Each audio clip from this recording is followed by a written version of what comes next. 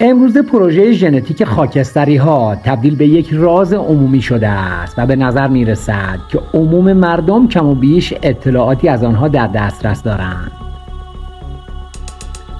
همانطور که در قسمت قبل گفتم، در این برنامه از پروژه های آنها و همچنین قراردادهایشان با رؤسای زمین پرده برمی‌داریم.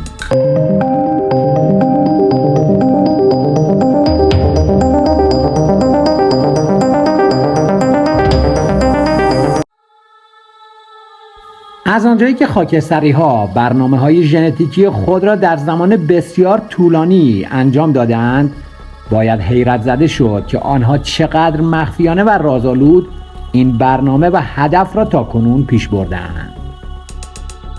شاید یکی از دلایل آن این است که عده‌ای با انکار کردن این پروژه بر روی آن سرپوش گذاشتند.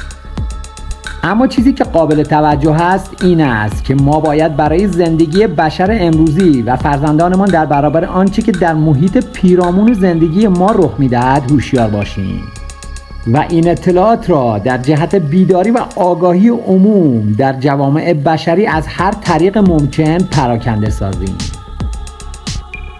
دولت در سایه یک سازمان جهانی فوق سری است که برنامه مبادله تکنولوژی فضایی را به ازای سرپوش‌گذاری بر عمده فعالیت‌های انسان‌ها بر عهده دارد.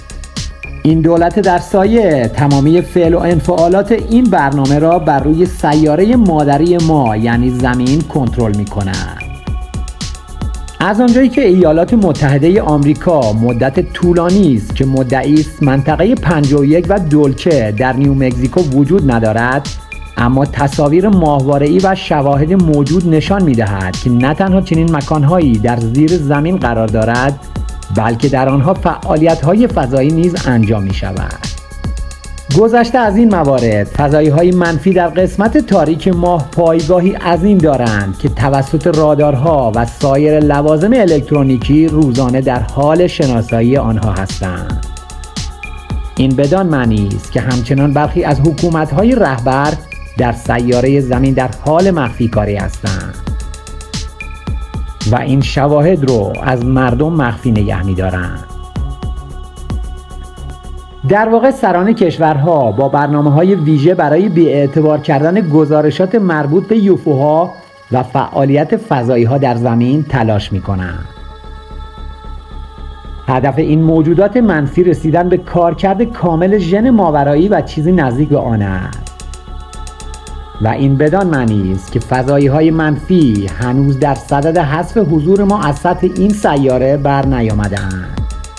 و این همان هدفی است که موجودات منفی سالیان سال است که آن را دنبال می‌کنند. اما حقیقت چیست؟ حقیقت آن است که گونه‌های زیادی که به طور طبیعی قادر به تولید قدرت نامحدود فراوانی با استفاده از تفکر متمرکز منفرد باشند در کیهان وجود ندارد. اما انسان‌ها یکی از گونه‌های موجود و نادر در کیهان هستند که بالقوه دارای ژن ماورایی هستند. این در حالی است که خاکستری‌ها نیز دارای ژن ماورایی هستند، اما با این تفاوت که این ژن در آنها رو به تحلیل رفتن است. این مسئله باعث بروز نابهنجاری‌های زیادی به واسطه استفاده از قدرت‌های روانی در آنها شده است. خاکستری‌ها بارها در طی جنگ‌های بیشمار کیهانی در معرض تشعشعات روانی قرار گرفتند و از آنجایی که این ژن مسئول بروز قدرت‌های ذهنی میباشد، از این روز که آنها تمام توان خود را برای نجات و رهایی نژاد خود به کار میگیرند. در واقع هدف آنها پیوند زدن ژن مورد نظر با انسان مؤنث است تا موجود دورگه‌ای را با خصوصیات اصلی خود خلق کنند. و این پیوند زدن همان دلیل اصلی ربایش انسان‌ها در طول سالیان سال بوده است. اما در مورد انسان‌ها چیزی که مد نظر آنهاست ربایش انسان‌های مؤنث بین سنین 14 تا 35 سال است.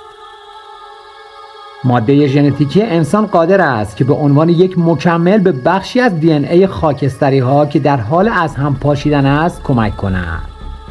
تحقیقات نشان می‌دهد آنها موفق شدند که تاکنون تعداد زیادی از این دورگه‌ها را خلق کنند.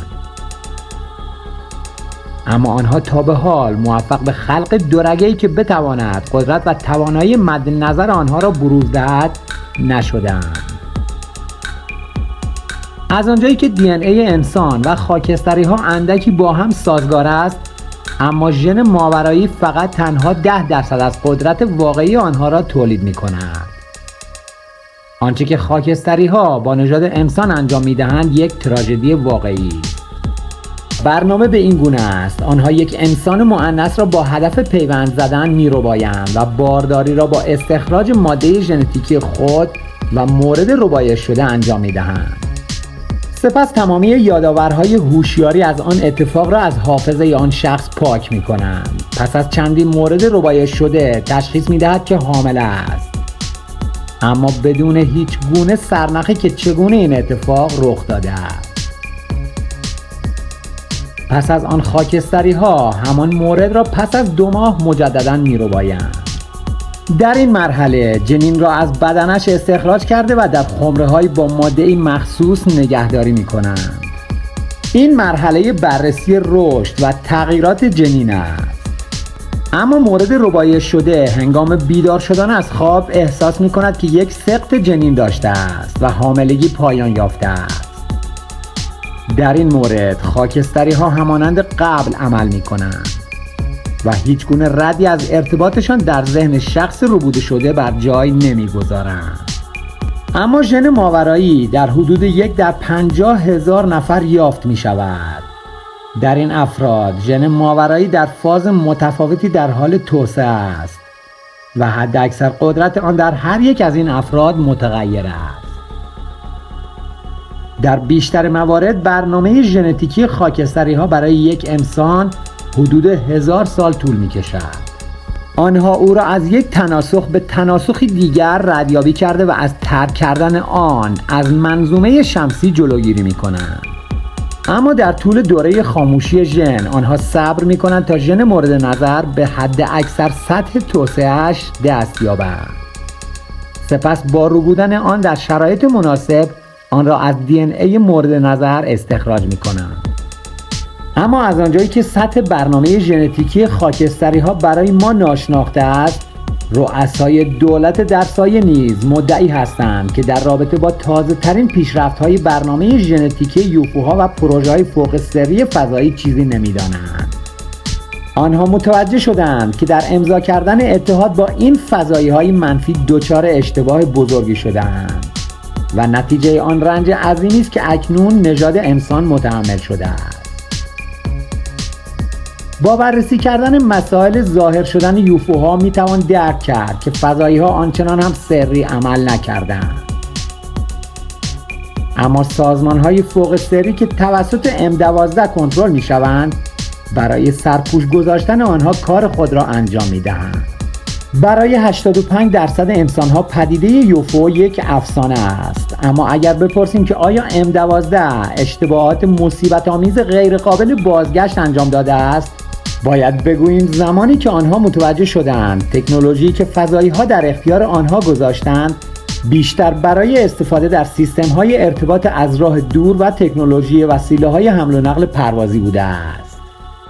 بیشتر آنها در همان منطقه 51 در یک دوره زمانی تحت آزمایش قرار گرفتند. برایشان آشکار شد که کارها برای انسان خوب پیش نمی رود. اما شاید اکنون بسیار دیر باشد و فقط یک مداخله خارجی بتواند آن فضایی های منفی را متوقف کند و آنها را از منظومه شمسی بیرون بریزد. اما شاید هنوز برای بشریت دیر نباشد و زمانی که آن اجتماع عظیم رخ دهد امیدی برای نجات بشریت وجود داشته باشد. اما پیشبینی ها از شهر شامبالا چنین میگوید: اجتماع و اتحاد بین نیروهای سیروس، شامبالا، اورسکا و پلیدین ها و برخی از نیروهای مثبت در نهایت باعث وقوع جنگی در این کهکشان خواهد شد. اما اگر آن اتفاق بیفتد، اتحاد منفی رپتیلین ها و خاکستری ها از این بخش از کیهان برای مدت زمان طولانی دور ریخته خواهد شد. این در حالی است که رپتیلین ها و خاکستری ها از این موضوع آگاه هستند. آنها برای جلوگیری از اتحاد و پیوستگی نیروهای مثبت در تلاشند. آنها پیوسته در حال افزایش نیروهایشان با فضایی‌های خائن از اعماق فضا هستند تا آنها را در برابر نیروهای مثبت همراهی کنند. در حالی که استبداد نیروهای منفی روزی پایان می‌پذیرد، اما برای ما چنین بهتر است که خودمان را در مسیر صلح و آشتی، نه جنگ و دشمنی قرار دهیم و به امید پیروزی نیروی مثبت و متحدین باقی بمانیم.